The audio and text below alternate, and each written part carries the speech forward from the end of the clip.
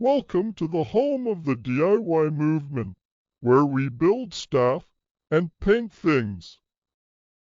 All right, y'all, welcome back. Today is Thursday, August 21st, 2025. Been working on this little project here during the week here after work. What it is a bumper kit, Continental kit, fifth wheel for the Cadillac I picked up about a week ago. Didn't really record any of the process, but I'm going to go ahead and start now because I'm going to paint it in a little bit here and then hopefully install it at some point this weekend.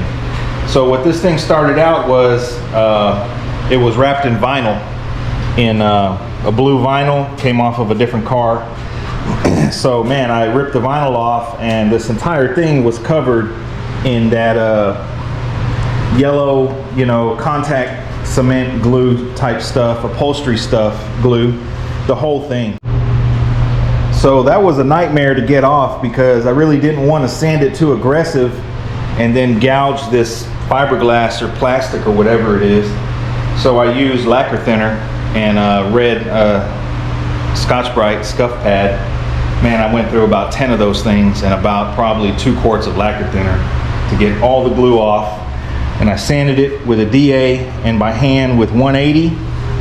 Then I locked it down with 2 coats of SPI epoxy, and then 2 days ago I scuffed it up and got 2 or 3 coats of 2K urethane primer. So what I'm going to do now is I'm going to guide coat this and wet sand 600.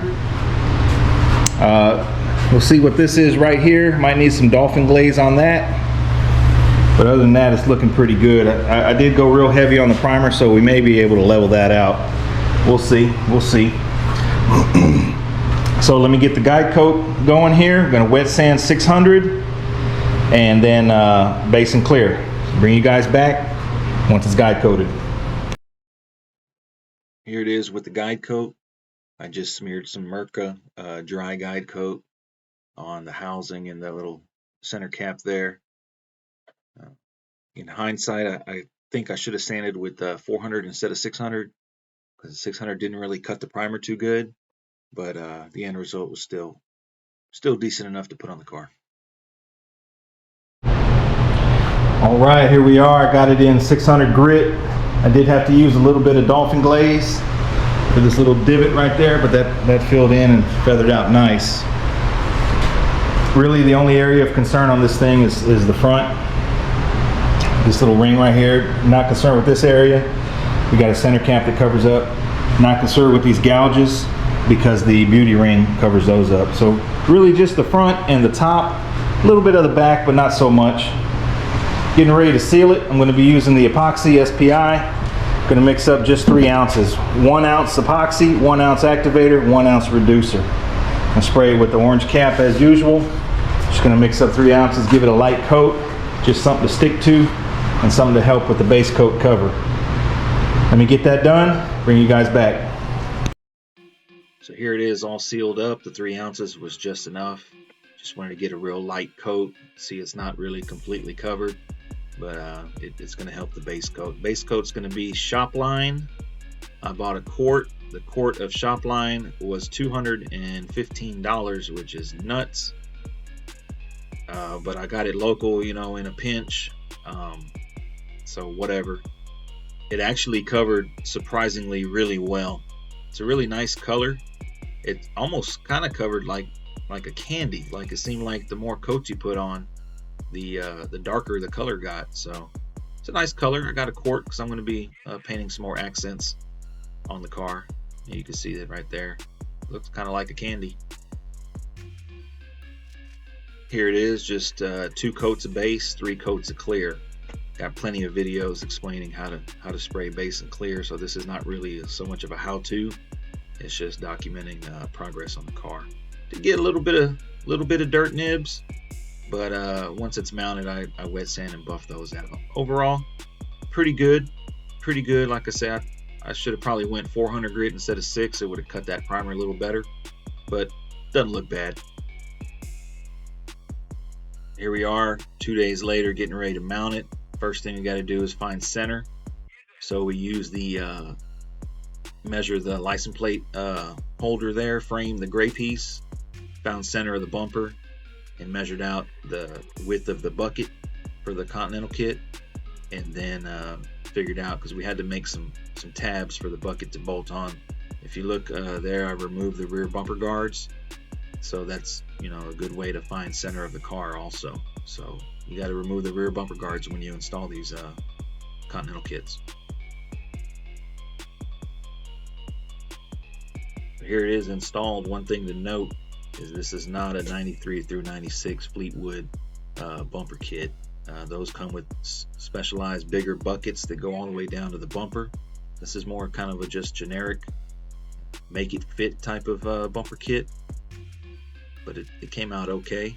I did replace the holes right there you see where the bumper guard used to be.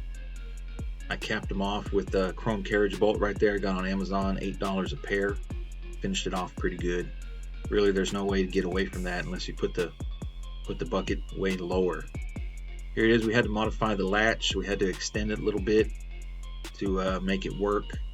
But and then we got a piece of bent all thread there to keep it from reclining all the way back. You could use cable or chain. I believe from the factory they used a bent piece of all thread, so kind of mimic that. You really can't bend that all thread at a 45. It snapped, so I kind of had to do a gradual roll of a bend. Using a string for the pull for the latch to release the latch. But yeah, it's kind of there is no real professional way to install these things. You just kind of make it fit to your car. But we did have to weld on the bracket right there to reach to the holes in the bumper. There it is closed. You can still open the trunk with the bumper kit closed, so that was kind of one thing I wanted to go after, but wanted to get it as close to the body as possible. That's the finished result. I did have to make some little bracket, little elbows right there. I made those out of aluminum, bent them and just threaded them to replicate the original so that the lid flips up. Here's a picture of some all thread that we put through the bumper. We actually kind of made bolts. We had all thread and then welded nuts on the other end, so we just made a long bolt going through the bumper guard holes, and then that's how the bucket bolts up to the car. So we kind of just went to the hardware store and got stuff that we needed to make it work. So here's the back end of the car. The paint was a really close match. It wasn't an exact match. Of course, you're asking a lot to match paint, a 30-year-old paint, without scanning it. So I just went off the paint code on the car, and it's pretty close. It's better than 90% close. So it'll work. It'll work. Here it is installed. Still kind of on the fence about the center cap. I don't know. Let me know what you guys think. Just wanted something different. I wanted something with gold on it, and this thing on eBay was $12, so shipping included. So figure I'll throw it on there for now until something better comes along. Like I say, the paint matched pretty good, surprisingly, to be shop line and to be a 30-year-old paint. Matched pretty good. Here's another angle of it. Latch is good, unlocks good, and you don't have to open the trunk or you don't have to unlatch it to open the trunk. So I'm pleased with it. Let me know what you guys think. Next up, I'm going to be installing 2-pump setup on this car. Y'all stay tuned for those videos coming up here in a couple weeks. Hope you guys enjoyed this video for the weekend. Y'all stay tuned for more work, and thanks for watching.